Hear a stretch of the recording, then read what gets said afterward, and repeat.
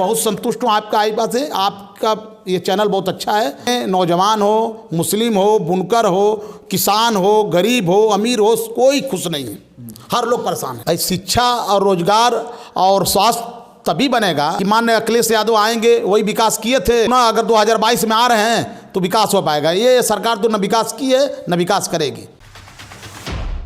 दोस्तों नमस्कार, मैं आसिफ रिजवी और आप देख रहे हैं आईपा यानी all India progressive politics association, एक ऐसा संगठन जिसका मकसद है देश की प्रगतिशील राजनीति को बढ़ावा देना। इसी को लेकर के आज आईपा के मंच पर मौजूद हैं अमरुल्लाह खान, जो कि समाजवादी पार्टी के पूर्व जिलाध्यक्ष यूथ ब्रिगेड हमारे साथ हमारे मंच पर मौजूद हैं। अमरुल्लाह भाई जी, जो राजनीति मौजूदा में चल रही है, इसके प्रचलन से आपसे कितना संतुष्ट हैं? जो राजनीति चल रही है हमें इससे थोड़ा भी संतुष्ट नहीं है, क्योंकि इस समय जो राजनीति चल रही है बहुत गलत चल रही है। सिर्फ जात बिरादर, हिंदू मुस्लिम, पाकिस्तान हिंदुस्तान यही चल रहा है।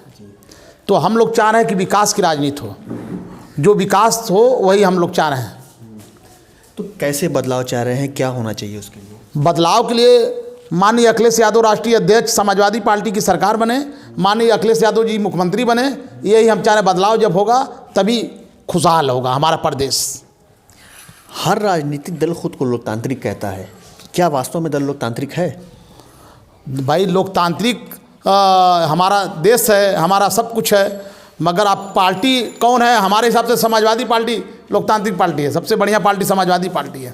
नहीं, बढ़िया नहीं पूछ रहा हूँ, जो मौजूदा में लोकतांत्रिक पूछ रहा हूँ। कई पार्टियाँ हैं, समाजवादी है, कांग्रेस है, कौन सी मतलब कांग्रेस है, भाजपा है, कई पार्टियाँ हैं। मतलब लोकतांत्रिक इसको जो वास्तव में जो राजनीति चल रही है, जो लोकतंत्र है, क्या वास्तव में लोकतंत्र है इस राजनीति? नहीं, इस समय नहीं है। इस समय लोकतंत्र एकदम खत्म हो गया है। जो चाह रहे हैं सिर्फ एक जात विशेष का काम हो रहा है, कोई लोकतंत्र नहीं हमारा है जी।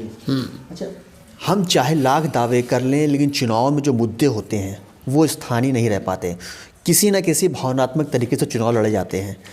इसके लिए दोषी आप किसको मानते हैं? इसके लिए दोषी हम लोग नेता लोग को मानते हैं। और नेता लोग इसलिए मानते हैं कि वो ऐसा माहौल बना देते हैं कि यहाँ पे धार्मिक वाला मामला हो जाता है, ऐसा माहौल बनाते हैं। और आपको बुरा ना लगे, आपके मीडिया वाले भी ऐसा एक ही चीज़ बार बार दिखाते हैं, बार बार वो सुनाते हैं, तो उससे माहौल बिगड़ता है। क्या एक ही चीज़ बोलते हैं मीडिया वाले, क्या दिखाते हैं? भाई टीवी पे बार बार यही दिखाते हैं, हिंदू मुस्लिम पाकिस्तान। मैं कह रहा हूँ कि जो माननीय अखिलेश यादव भी बोले, सबसे बड़ा दुश्मन हमारा चाइना है। चाइना के बारे में बोलते नहीं हैं, सबसे बड़ा दुश्मन तो हमारा चाइना है। और बार बार पाकिस्तान, बार बार हिंदू, बार बार पलायन, बार बार मुसलमान। अरे विकास की बात करिए, कितना हॉस्पिटल बन रहा है। विकास की बात करिए, कितना हमारे यहाँ रेलवे जो चल रही है मेट्रो बन जाए, कितना हमारे यहाँ रोड बन जाए, कितना नाले बन जाए। मतलब विकास, इस समय हॉस्पिटल की बहुत ज़रूरत है, क्योंकि कोरोना में इतने लोग मरे हैं। हम लोग चाह रहे हैं कि हॉस्पिटल जगह जगह, हर गांव स्तर पर हॉस्पिटल बने। शहर में छोड़िए, गांव स्तर पर हॉस्पिटल बने। हमारी ये सुझाव है। अच्छा, शिक्षा, स्वास्थ्य, रोजगार जैसे और भी रोजगार हो गया, शिक्षा हो गया, स्वास्थ्य होगा, क्या ये कैसी राजनीति का हिस्सा बनेंगे? भाई शिक्षा और रोजगार और स्वास्थ्य तभी बनेगा। मैं तो आपसे पहले बोल दिया कि माननीय अखिलेश यादव आएंगे, वही विकास किए थे 2012 में, फिर पुनः अगर 2022 में आ रहे हैं तो विकास हो पाएगा। ये सरकार तो न विकास की है न विकास करेगी, न स्वास्थ्य पे करेगी। आप देख ही रहे, कोरोना में बाप रे इतने लोग मरे, लाशें गंगा में किनारे थी, हर जगह थी। और लोग गांव में, हम लोग देखे कितना मर रहे थे लोग। तो हॉस्पिटल गांव स्तर में रहता, ब्लॉक स्तर में रहता। ब्लॉक स्तर में हॉस्पिटल जो है, वहाँ पे डॉक्टर नहीं बैठते, आपको मिलेंगे नहीं। आप अगर गांव स्तर में हॉस्पिटल बन जाता तो लोग गांव में लोग रहते, गांव में तुरंत इलाज होता, तुरंत सही हो जाते। सरकार तो कहती है कि गांव स्तर तक हमने शिक्षा भेजने का वादा किया और गांव स्तर पर शिक्षा चल रही है। कई जो सरकार की जो योजनाएं हैं वो गांव-गांव चल रही है, सरकार तो ये कहती है। भाई सरकार कहती है, लेकिन आप गांव में आज आए हैं, आप गांव में खुद घूम के देख लीजिए, कितना शिक्षा है, कितना रोजगार है, कितना स्वास्थ्य में। यहाँ हमारे गांव में तो एक भी हॉस्पिटल नहीं है, और हम बहुत दिन से मांग कर रहे हैं। एक यहाँ हॉस्पिटल की ज़मीन भी है, लेकिन एक हॉस्पिटल भी नहीं बना।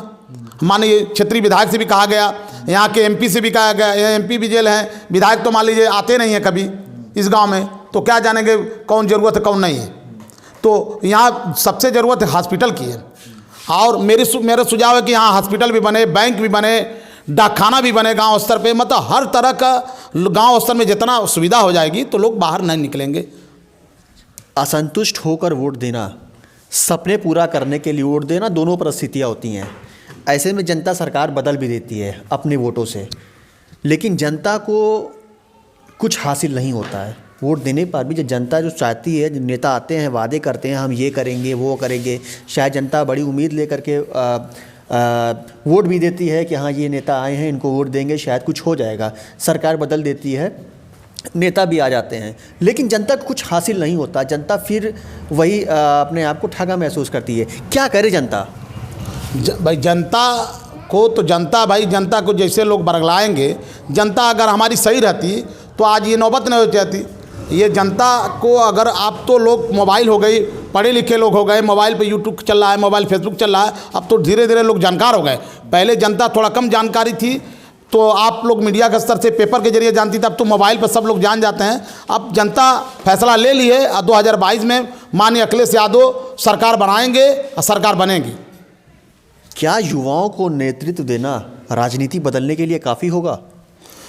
युवाओं को मैं तो यही अपने तरफ से बोलूँगा, युवाओं को माननीय अखिलेश यादव से जुटे। और युवा, अभी आप इलाहाबाद में देखे होंगे लाठीचार्ज युवाओं के कितना मारा गया, और एक छोटी सी घटना भी इतना ज़्यादा मारा गया कि आप खुद देखे होंगे कितना ज़्यादा हो गया। तो मैं युवाओं से यही मांग करूँगा कि युवा समाजवादी पार्टी से जुटे, माननीय अखिलेश यादव को 2022 में मुख्यमंत्री बनाएं, और तभी युवाओं का रोजगार मिलेगा, तभी युवाओं को नौकरी मिलेगी, तभी युवा खुश रहेंगे।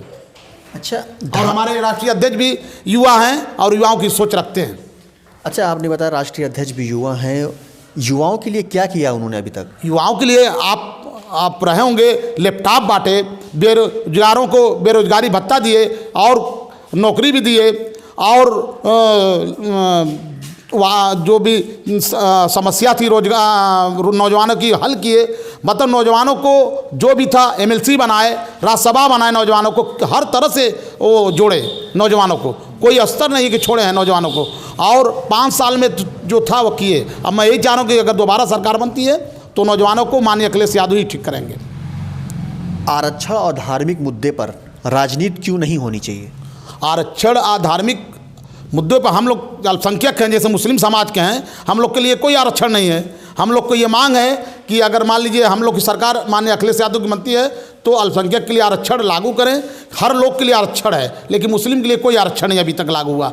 न नौकरी में है, न पढ़ाई में है, न चुनाव लड़ने उसमें है। अल्पसंख्यक कुछ नहीं, अल्पसंख्यक सिर्फ बदलाव होते हैं, कोई आरक्षण अब तक नहीं है। मैं आपके जरिए, आपके माध्यम से ये मांग रखता हूँ कि अल्पसंख्यक के लिए आरक्षण भी लागू हो, चाहे वो केंद्र सरकार हो, माननीय प्रधानमंत्री से भी मांग कर रहा हूँ, और सरकार अगर बनती है हम लोग की तो उनसे भी मांग रखता हूँ कि अल्पसंख्यक के लिए आरक्षण भी हो।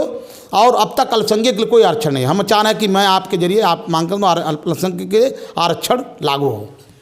धार्मिक मुद्दे पर राजनीति क्यों नहीं होनी चाहिए? भाई धार्मिक मुद्दे पर तो राजनीति होनी नहीं चाहिए। मेरा ये सुझाव है, धार्मिक उस पर तो कोई राजनीति होनी नहीं चाहिए। धार्मिक का कोई मतलब, धार्मिक का धार्मिक जगह है। विकास के मुद्दे पर राजनीति हो, जैसे मैं पहले भी बोल चुका हूँ कि विकास के मुद्दा हॉस्पिटल हो, विकास के मुद्दा यहाँ पे कितना ये कंपनी बन जाए कि लोग उसमें रोजगार, किसी भी विभाग की कंपनी बन जाए, चाहे सीमेंट उद्योग, चाहे खाद्य उद्योग, जो भी उद्योग बन जाए कि उसमें नौकरी लोग लग जाएँ, और रास्ता बन जाए कि लोग एक दूसरे गाँव से आने जाने लगे। मतलब विकास जितना हो जाए ये होना चाहिए। धार्मिक तो कोई मुद्दे नहीं है। धार्मिक मुद्दा ये भाजपा वाले करते हैं, यही कराते हैं, और इसीलिए देश हमारे टूटने के कगार पर चल रहा है। इसलिए बेरोजगारी हो रही है, इसलिए महंगाई हो रही है, हमारे यहाँ बहुत कुछ महंगा हो गया। इसलिए तो मैं ये चाह रहा हूँ धार्मिक के बारे में, मंदिर मस्जिद के बारे में कोई राजनीति ना हो, सिर्फ विकास की राजनीति हो। कितना विकास होना चाहिए, अब विकास की राजनीति होना चाहिए। अच्छा, आप पूर्व जिलाध्यक्ष रह चुके हैं यूथ ब्रिगेड के, समाजवादी पार्टी के, आपकी सरकार भी रही है, उस दौरान आप पूर्व जिलाध्यक्ष रहे। सरकार ने कौन सा ऐसा काम किया जो मौजूदा सरकार ने उसको उस पर लागू किया है? मैं समाजवादी पार्टी का पूर्व जिला अध्यक्ष मुलायम सिंह ब्रिगेड हूँ और पूर्व प्रधान भी हूँ। और आप मेरे गाँव में आए हैं, आप खुद अपने आँखों से देख लीजिए कि मैं रोडों को जाल बिछा दिया हूँ। मैं यहाँ पे इतना ज़्यादा विकास रोड का हुआ है क्योंकि हमारे गांव में आज़ादी के बाद कोई काम नहीं हुआ था। और मैं प्रधान था उससे, और माननीय मुख्यमंत्री, पूर्व मुख्यमंत्री माननीय अखिलेश यादव जी, उनके द्वारा जो जनसेवा मिश्रा होता था, लोहिया गांव होता था, मैं वो दोनों चीज़ करा कर उनसे काम खींच कर लाया और काम गांव में कराया। तो मैं यही चाहता हूं कि गांव में विकास होना चाहिए गांव का। इसीलिए अब तक लोग, आप घूमते होंगे, कितना ज़्यादा लोग परेशान हैं। ये कोरोना के लेके रोज बेरोजगार हो गए, फिर इसके बाद बैंक नोटबंदी, उसके लिए बहुत बेकार हो गए। आप इस समय लोग इतना परेशान हैं, बुनकर परेशान हैं, नौजवान परेशान हैं, किसान आप देखे होंगे 13 महीना अभी दिल्ली बॉर्डर पे पड़े थे। तो क्या इस सरकार कुछ करबे नहीं कि आप परेशान के बोलेंगे, पूरा हर लोग परेशान हैं।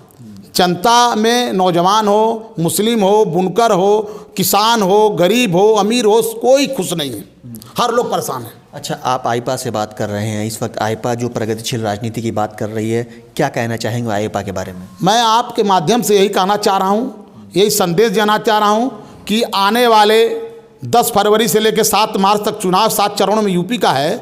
आपके माध्यम से यही चाहता हूँ कि 10 फरवरी को पहला चरण है, आप साइकिल को वोट दीजिए माननीय अखिलेश यादव जी को मुख्यमंत्री। हमारा ये सवाल था, जो हमारी संस्था है आईपा, क्या कहेंगे इसको ले, इसके बारे में क्या कहेंगे? इसके बारे में कहेंगे आप अपने जरिए लोगों को संदेश दें कि विकास के नाम पे वोट दें, विकास के नाम पे वो करें, और धार्मिक भावना के न खेलें, हिंदू मुस्लिम न खेलें, जो विकास करे उसको वोट दें। अब विकास के नाम के बस एक ही पार्टी, समाजवादी पार्टी है। अच्छा, हमारा जो आईपा चल रहा है, इससे आप कितना संतुष्ट? मैं बहुत संतुष्ट हूँ आपका आईपा से। आपका ये चैनल बहुत अच्छा है, और इस चैनल के माध्यम से मैं यही चाह रहा हूँ, नौजवान भाई, बुनकर भाई, किसान भाई, आप लोग इस माध्यम से जो विकास करें उसी को वोट दें। धन्यवाद। ये थे हमारे साथ अमरुल्लाह खान, जो कि पूर्व यूथ ब्रिगेड समाजवादी पार्टी के जिलाध्यक्ष रह चुके हैं। मऊ से आसिफ रिजवी, आईपा।